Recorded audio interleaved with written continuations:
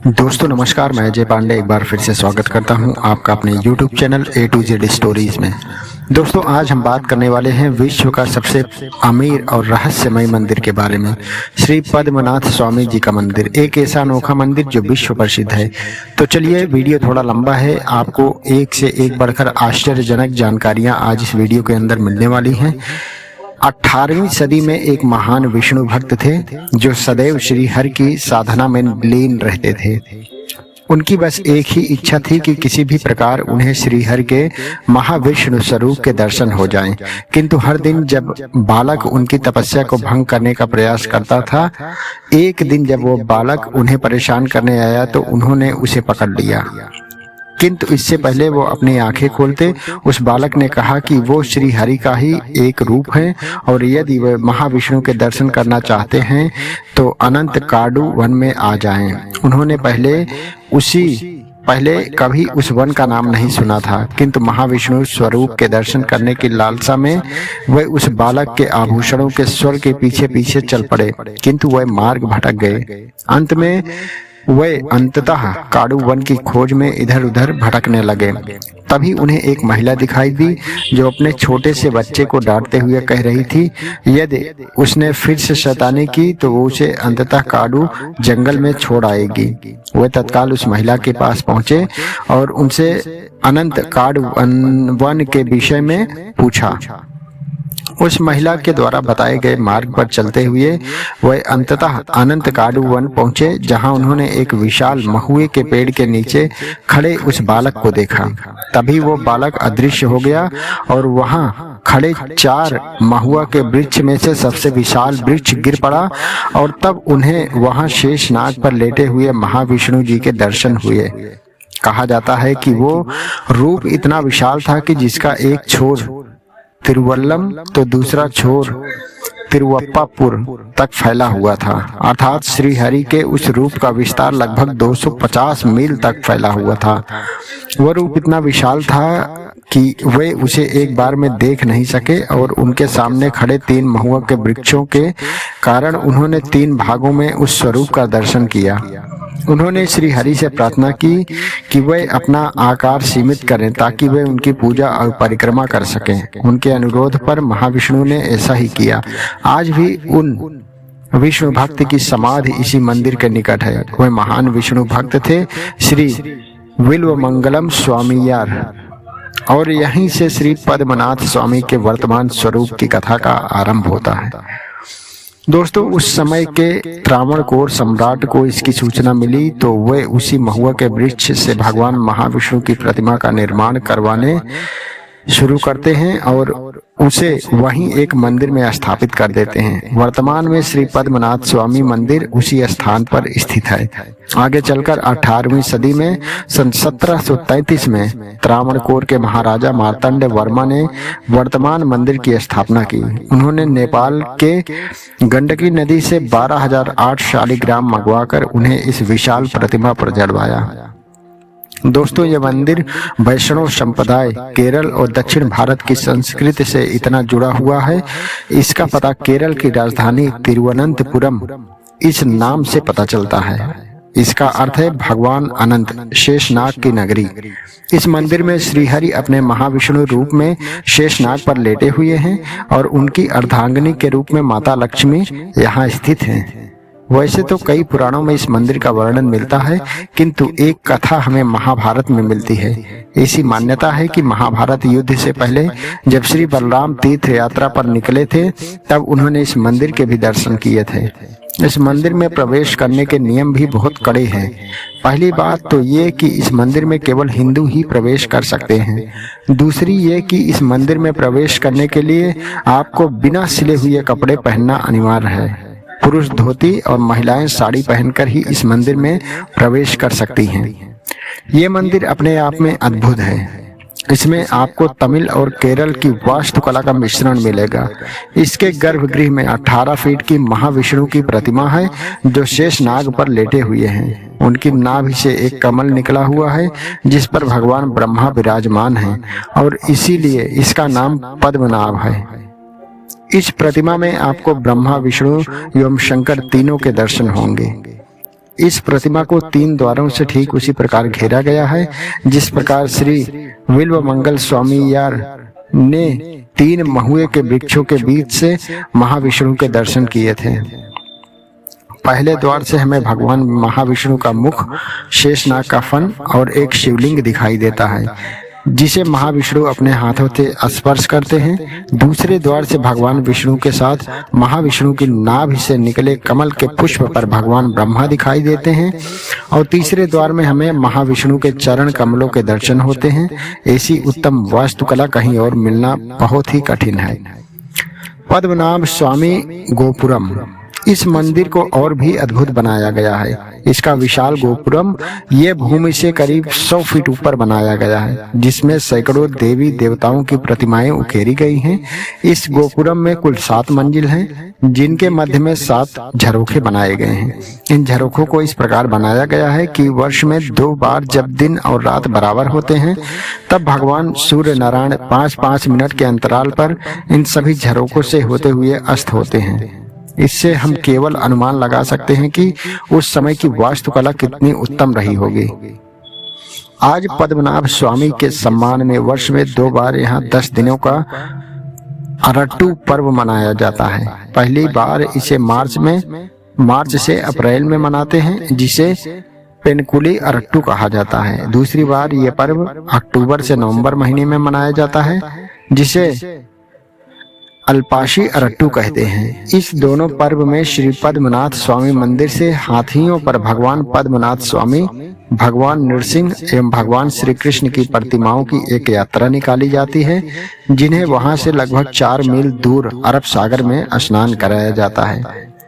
त्रवणकोर का शाही परिवार इस यात्रा का प्रतिनिधित्व करता है। त्रवणकोर के महाराजा नंगे पांव श्री पद्मनाथ स्वामी मंदिर के शंगुमुखम बीच तक जाते हैं जहां इन तीनों प्रतिमाओं को स्नान कराया जाता है। स्नान के बाद अग्नि के प्रकाश में इन तीनों प्रतिमाओं को वापस मंदिर में लाया जाता है। इस यात्रा के महत्व का अंदाजा आप इसी बात से लगा सकते हैं कि इस यात्रा के दौरान तिरुवनंतपुरम अंतर्राष्ट्रीय हवाई अड्डे की सेवाओं तक को बंद कर दिया जाता है। इस मंदिर का स्वामित्व शताब्दियों से त्रवणकोर राज परिवार के पास ही रहा है। प्राचीन काल से ही त्रवणकोर राज्य में मातृसत्ता का चलन है, अर्थात इस साम्राज्य की राजा रानी की पत्नी नहीं बल्कि बहन मानी जाती हैं और राजगद्दी भी राजा के बेटे को नहीं बल्कि राजा की बहन के बेटे को मिलती है। 18वीं शताब्दी में जब राजा मार्तंड वर्मा ने इस मंदिर को बनवाया तो इसके प्रति उनकी श्रद्धा इतनी बढ़ गई कि उन्होंने अपना सारा राज्य, सारी संपत्ति प्रभु पद्म स्वामी को अर्पित कर दी और प्रण लिया कि अब वे आजीवन इस मंदिर के सेवक के रूप में राज्य करेंगे। दोस्तों, कहानी को हम जारी रखेंगे तो बने रहिए वीडियो में। दोस्तों, आप स्वामी पद्मनाथ के मंदिर के बारे में यहाँ देख रहे हैं। जानकारी आपको कैसे लग रही है हमें कमेंट में अवश्य बताइएगा।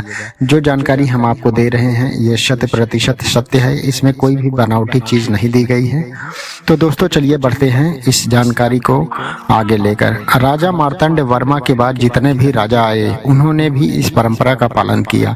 आज भी इस मंदिर का प्रबंधन त्रवणकोर के शाही परिवार के पास ही है।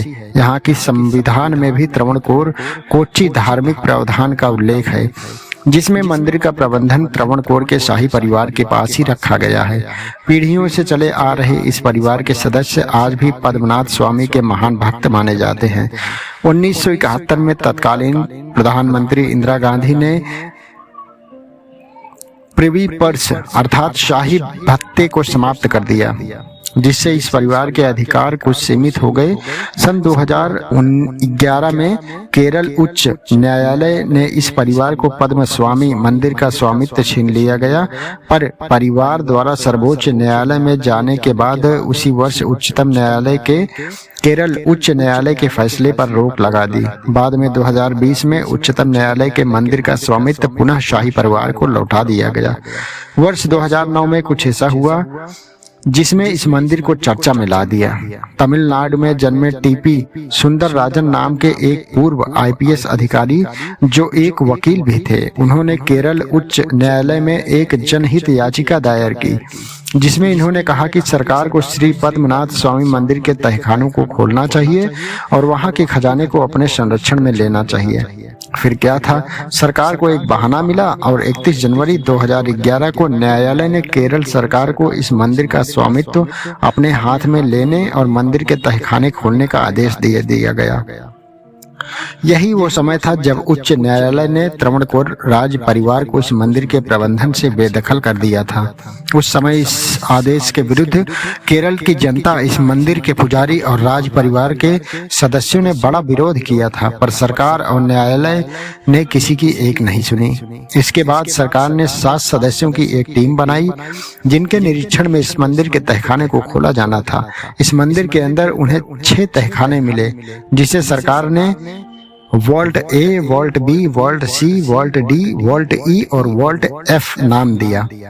27 जून 2011 को पहला तहखाना वॉल्ट ए खोला गया और उसके अंदर जो मिला उसे देखकर सबकी आंखें चौंधिया गई। वहां उन्हें अरबों का सोना और कई प्रकार के रत्न बिखरे पड़े मिले। इससे रातों रात ये मंदिर पूरे विश्व के आकर्षण पर विषय बन गया। दोस्तों, जिस दिन पहला तहखाना खोला गया उसके ठीक 20 दिनों के बाद 17 जुलाई 2017 को टीपी सुंदरराजन, जिन्होंने इस पूरे विवाद को जन्म दिया था, उनकी रहस्यमय तरीके से मृत्यु हो गई। कई लोगों ने इसे ईश्वरीय प्रकोप बताया और सरकार से अनुरोध किया कि अन्य तहखानों के दरवाजे को न खोला जाए, किंतु धन पिशाच सरकार ने किसी की नहीं सुनी और एक एक कर वॉल्ट बी को छोड़कर सभी तहखाने खोले।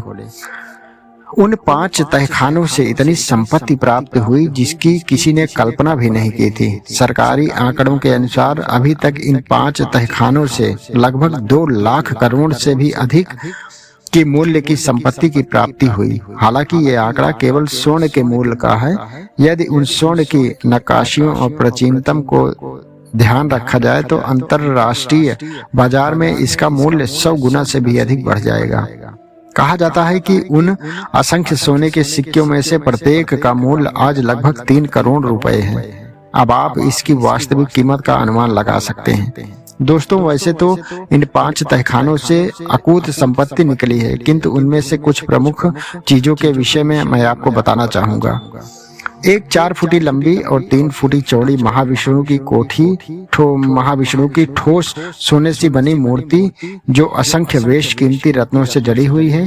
कई लोगों का यह मानना है कि यदि इसकी प्राचीनतम को ध्यान में रखा जाए तो इस अकेली प्रतिमा की कीमत अंतरराष्ट्रीय बाजार में लगभग $100 मिलियन यानी लगभग 1 लाख करोड़ की होगी।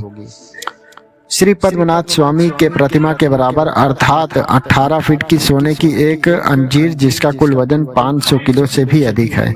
18 फीट की प्रतिमा के बैठने के लिए ठोस सोने का बना 28 फुट का एक सिंहासन, जो असंख्य रत्नों से जुड़ा है, वो भी यहाँ प्राप्त हुई है। भगवान को पहनने के लिए 16 भागों में बटा हुआ सोने का एक वस्त्र, जिसका वजन लगभग 30 किलो से भी अधिक है। ठोस सोने का एक गुच्छा, जिसका वजन 500 किलो से भी अधिक है। सोने का एक पर्दा, जिसका वजन 36 किलो से भी अधिक है। 1200 से भी अधिक बड़े सोने के सिक्के, जिनमें से प्रत्येक का वजन 10 किलो से भी अधिक है। कुल 12,000 किलोग्राम से भी अधिक का ठोस सोना यहाँ पे बरामद हुआ है। दोस्तों, ठोस सोने से बने हुए सैकड़ों नारियल के गोले जो रत्नों से जड़े हुए हैं। इसके अतिरिक्त असंख्य सोने के सिक्के, आभूषण और ऐसी चीजें जिसके बारे में सोचना भी असंभव है। अब आते हैं पहले रहस्यमय दरवाजे अर्थात वॉल्ट बी पर। 5 तहखाने खोलने के पश्चात जब टीम अंतिम तहखाने यानी वॉल्ट बी की तरफ पहुंची तो पाया कि इसमें 3 दरवाजे थे। पहला द्वार लोहे का था, जिसे बहुत श्रम करके खोला गया। दूसरा दरवाजा लकड़ी का था और उसे भी खोला गया, किंतु जब दूसरा द्वार खोला गया तो पाया गया कि इसके पीछे लोहे का एक और दरवाजा था, जिसमें किसी प्रकार का ताला नहीं लगा था। इस द्वार पर 2 नागों की प्रतिमा बनी हुई थी। पद्मनाभ स्वामी वॉल्ट बी, उन्होंने इस द्वार को खोलने का हर प्रयास किया किंतु उसे खोल नहीं पाए। बाद में त्रावणकोर राज परिवार ने उच्चतम न्यायालय में अपील की कि इस द्वार को किसी भी स्थिति में खोला न जाए। इस परलौकिक घटना को देखते हुए कि इस द्वार पर बिना किसी ताले के होते हुए भी उसे खोलने के सारे प्रयास व्यर्थ हो गए हैं, 2020 में सर्वोच्च न्यायालय ने अंततः इस दरवाजे को खोलने पर रोक लगा दी। इस रहस्यमयी द्वार के बारे में भी कई मान्यताएं और कथाएं प्रचलित हैं। हालांकि इनमें कितनी सच्चाई है इसके विषय में निश्चित रूप से कोई नहीं बता सकता है।